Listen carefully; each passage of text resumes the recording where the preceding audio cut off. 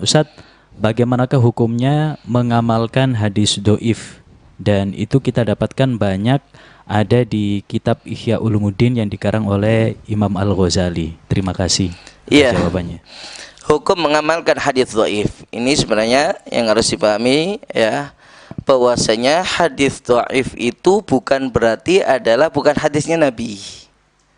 Hadis dhaif itu adalah masih tetap dikatakan sebagai hadisnya Nabi Shallallahu Alaihi Wasallam. Tapi istilah dhaif itu adalah istilah untuk sifat daripada perawinya itu hadis. Ya, melihat dari sisi perawi hadis, ya, secara umum hadis itu ada yang dikatakan dengan hadis sahih, ada hadis hasan, ada haditsun dhaif. Ya, di sini sebenarnya bukan melihat daripada sisi matan hadisnya, tapi melihat daripada perawi hadisnya. Dan itu dalam penilaian para ulama ahli hadis, perawi hadis atau para muhaddisin. Itu bisa dengan kategori yang berbeda-beda, dengan sistem penyaringan yang berbeda-beda. Penilaian yang bisa berbeda-beda, termasuk antara Imam Bukhari dan Imam Muslim, penilaian perawi hadisnya ini itu bisa beda-beda. Di mana Imam Bukhari lebih ketat dibandingkan Imam Muslim. Nah, ketika perawi hadisnya itu adalah orang yang adil.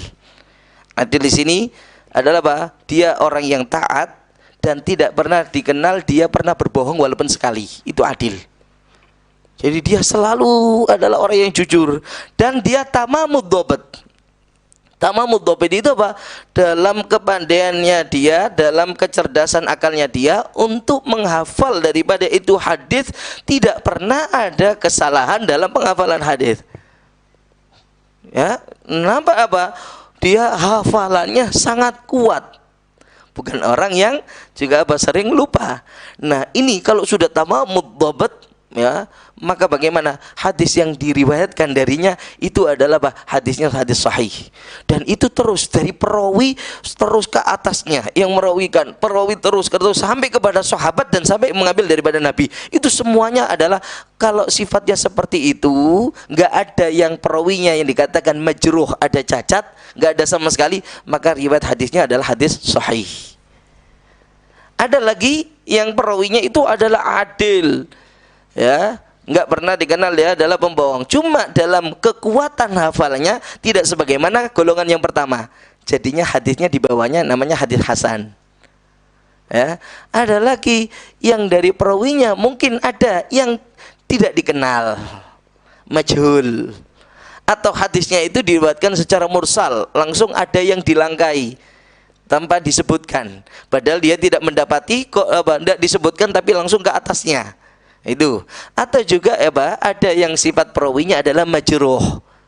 Ya, ada perawinya itu yang dianggap cacat. Cacat di sini bukan berarti adalah orang yang cacat sama sekali, atau mungkin karena mungkin dari segi hafalannya yang dianggap kurang, ya, atau ada dalam sifat adalahnya yang mungkin kurang sehingga menjadikan riwayat hadisnya adalah dhaif.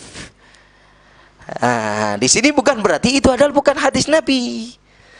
Cuma masalahnya bagaimana hukum mengamalkan hadis dhaif? Kalau hadisnya itu digunakan untuk ihtijajul ahkam seperti yang kita saat ini, dijadikan sebagai dalil atau hujjah untuk penetapan hukum syariat, maka tidak boleh. Minimal adalah hadis hasan, ya, atau paling utamanya adalah mengambil hadis sahih, harus. Karena digunakan dalil untuk penetapan hukum, nggak bisa kecuali dengan hadis yang sahih. Itu, atau paling tidak adalah hadis yang hasan. Tapi kalau untuk sekedar fadhailul a'mal, boleh mengamalkan dengan hadis dhaif. Selama enggak masuk dalam batasan syadz atau maudhu'. Ya, kalau sudah dikatakan ini syadz, ini baru enggak bisa. Atau lagi maudhu'. Maudhu' itu hadis bikinan sendiri, hadis buatan sendiri, yang itu sebenarnya bukanlah sebagai hadisnya Nabi. Nah, ini baru jelas enggak bisa diterima. Tapi kalau sekedar fadhail a'mal, maka boleh. Nah, sekarang apa sih maksud fadhail a'mal itu? Kadang-kadang kan kita bingung. Nah, ini sebenarnya begini. Ini harus dipahami. Hadis untuk fadhail a'mal itu adalah suatu hadis yang menerangkan tentang keutamaan sebuah amal. Ya. Nah, namun ini bukan dijadikan untuk istidlal hujjah akan kebolehan beramal itu, tidak. Tapi apa? Hadis yang menerangkan secara khusus sebuah amal dengan fadilah yang begitu besar. Nah, ini namanya fadilah amal. Tapi untuk kebolehan mengamalkan itu hadis, itu amalan, masih ada pendukung hadis lain yang sahih. Nah, inilah namanya fadilah amal. Contoh, banyak riwayat hadis seperti di bulan Muharram, riwayat tentang puasa-puasa di bulan Muharram pahalanya begini begitu banyak, dan itu banyak riwayat hadisnya hadis dhaif. Ya, ini bagaimana hukumnya? Kita nggak ada masalah, puasa boleh, beramal dengan ini kan hadisnya dhaif boleh. Kenapa? Untuk kebolehan puasa bulan Muharram itu bukan hadis itu yang dipakai. Tapi banyak hadis sahih, dan antaranya apa? Afdhalus syiyam ba'da Ramadan syiamu syahrillahil Muharram. Ini hadis sahih. Paling afdalnya puasa setelah Ramadan adalah puasa di bulan Muharram. Itu hadisnya sahih. Tapi kan secara umum bulan Ramadan, bulan Muharram secara menyeluruh kan. Ada riwayat lain menunjukkan ke fadilah hari khusus di bulan Muharram. Lah, ini loh maksudnya. Ini berarti hadis untuk fadail amal. Walaupun dhaif boleh kita pakai. Nah, karena itu nggak bisa dibuang. Banyak dari kitab yang menerangkan itu termasuk Al-Manul Latif fi Hukmil Amal bi Hadits Dhaif.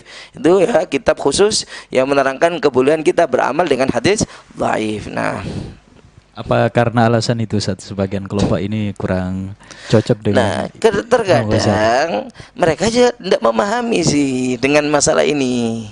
Seolah-olah ini fadhail amal dah, tapi tidak memahami dengan ini masalah.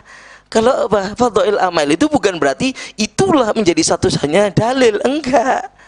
Di balik itu secara umum dalil yang membolehkan amalan itu ada. Nah, ini yang jadi masalah. Ini yang enggak dipahami terkadang. Yang akhirnya Pak menganggap enggak ada dalil lagi kecuali dalil hadis dhaif ini. Nah, ini yang apa? Salah dalam pemahamannya.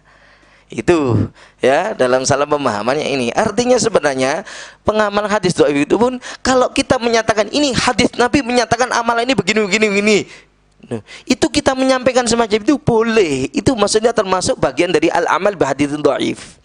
Artinya apa? Dengan kita menisbahkan riwayat itu adalah sebagai ucapan Nabi, sebagai hadisnya Nabi, itu boleh.